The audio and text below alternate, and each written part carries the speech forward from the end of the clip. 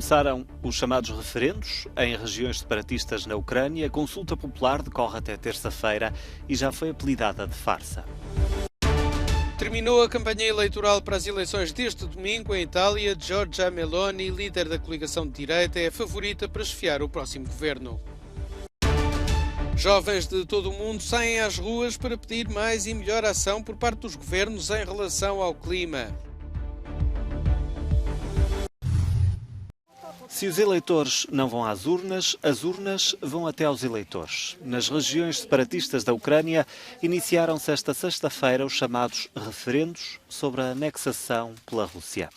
Em Luhansk, Donetsk, Kherson e Zaporizhia, sob controle parcial, respira-se democracia, pelo menos para o mundo ver. Há urnas móveis disponíveis para que todos possam pronunciar-se até à próxima terça-feira, mesmo que o desfecho já esteja escrito nas estrelas, no céu de Moscovo, profetizado a plenos pulmões pelo homem de confiança em Donetsk. Hoje está-se a fazer história. Todos os residentes do Donbass que sobreviveram heroicamente a todos estes testes durante 8 anos estão envolvidos. As pessoas não foram desencorajadas pela escolha feita em 2014. Pelo contrário. Palavra do líder separatista de Donetsk, com um guião emotivo reproduzido à letra pelo homem forte de Kherson. Também aqui os moradores respondem à pergunta se querem ou não juntar-se à Rússia. Cenário idêntico vê-se em Mariupol, onde dezenas de civis morreram por causa dos bombardeamentos russos. A Ucrânia recusa ceder.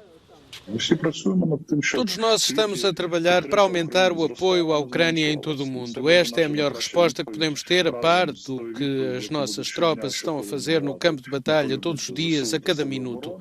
Esta é a melhor resposta aos referendos, processos e ameaças da Rússia. As urnas fecham dentro de 4 dias. Nas regiões de Donetsk e Kherson, a votação presencial ocorrerá apenas no último dia.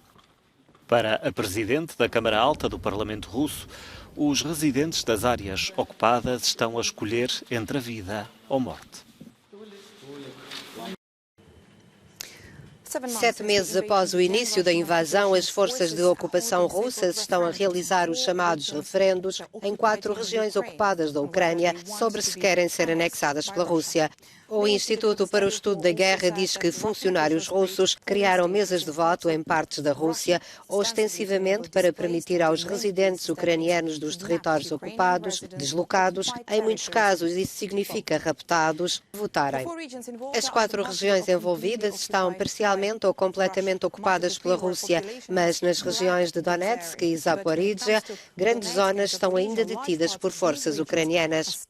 O Instituto para o Estudo da Guerra diz que os oficiais russos de ocupação na Ucrânia vão provavelmente ser forçados a fornecer pessoal para cumprir as quotas de mobilização regional russa após o Kremlin ter anexado ilegalmente territórios ucranianos ocupados. Além disso, nestas regiões fronteiriças prosseguem os combates mais pesados.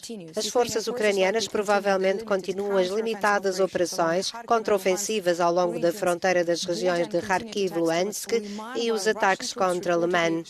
As tropas russas terão bombardeado Yatskivka, a cerca de 25 km de Liman, o que indica que as forças russas estão a atacar as posições ucranianas recentemente capturadas nesta área. O Ministério da Defesa do Reino Unido considera que a situação na batalha continua complexa.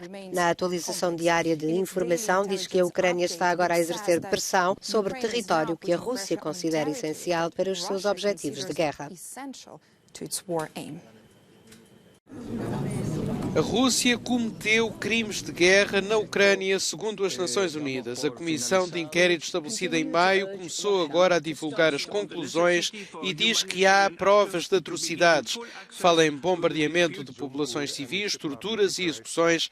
O painel de peritos que constitui a comissão visitou locais como Bucha.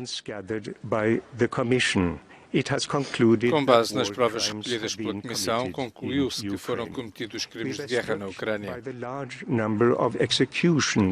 Ficamos admirados com o grande número de execuções nas áreas que visitamos.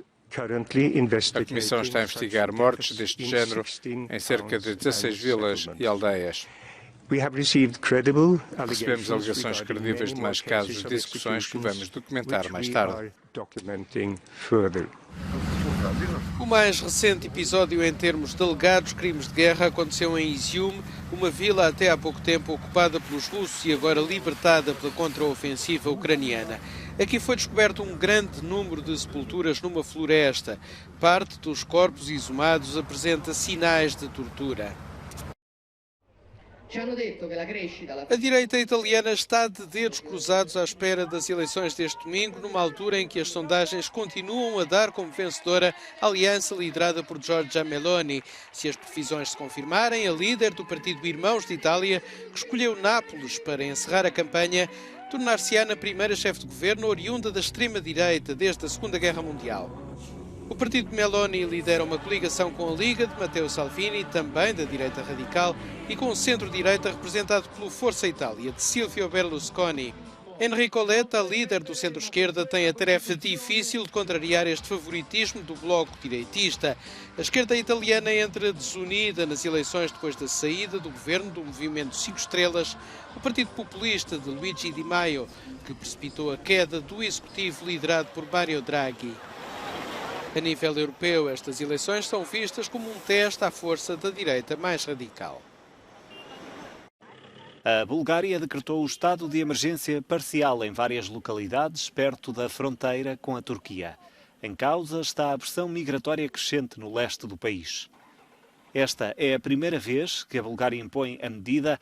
O ministro da Administração Interna diz que a vaga migratória cresce de dia para dia.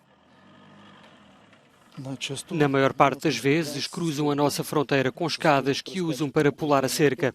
Temos feito todos os possíveis e tudo o que é necessário. Não só nós.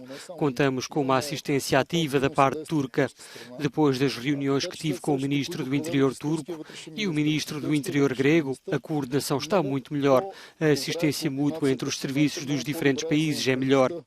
Já estamos a deter nas instalações uma parte muito maior dos migrantes que querem cruzar a fronteira.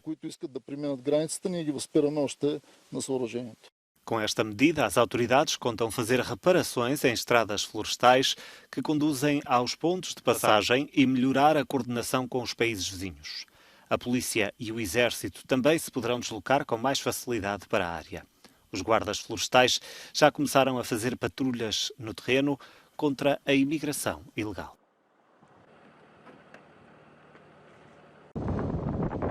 Já são cerca de 8 dezenas os mortos no naufrágio ocorrido na tarde de quinta-feira ao largo da Síria. A embarcação, proveniente do Líbano, levava a bordo 150 de pessoas, na sua maioria sírios e libaneses, e naufragou ao largo de Tartu, no oeste da Síria. A maioria dos libaneses eram originários das regiões mais pobres do país, nomeadamente Trípoli, que se tornou numa plataforma de imigração ilegal devido à grave crise económica e financeira que o Líbano atravessa.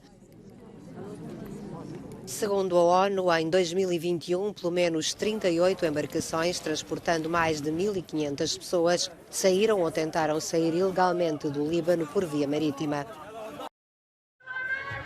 Jovens de todo o mundo saíram às ruas para pedir mais ação dos governos e das pessoas pelo meio ambiente, pelo clima e contra as ações que levam às mudanças climáticas, como parte do movimento Sextas-feiras pelo Futuro.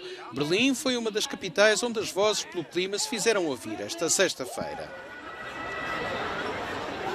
Precisamos de proteção do clima agora, porque temos uma crise energética e continuamos dependentes dos combustíveis fósseis. Isto tem tendência para aumentar no futuro se não forem tomadas medidas agora. Em Roma, a manifestação ocorreu apenas a 2 dias das eleições gerais italianas, que podem ditar uma viragem à direita e uma mudança nas políticas climáticas. Como vimos nos programas eleitorais, o clima e a sua salvaguarda são muito pouco referidos. O que queremos é a realização de uma transição ecológica completa. Em Lisboa, centenas de jovens juntaram-se no centro da cidade para gritar palavras de ordem como "Não há planeta B" e pedir políticas mais firmes para limitar a utilização e dependência dos combustíveis fósseis. Em França foram organizadas marchas em várias cidades, nomeadamente na capital Paris. As marchas e greves às aulas do movimento Sextas-feiras pelo Futuro foram iniciadas por Greta Thunberg na Suécia em 2018 e desde então já mobilizaram milhões de jovens.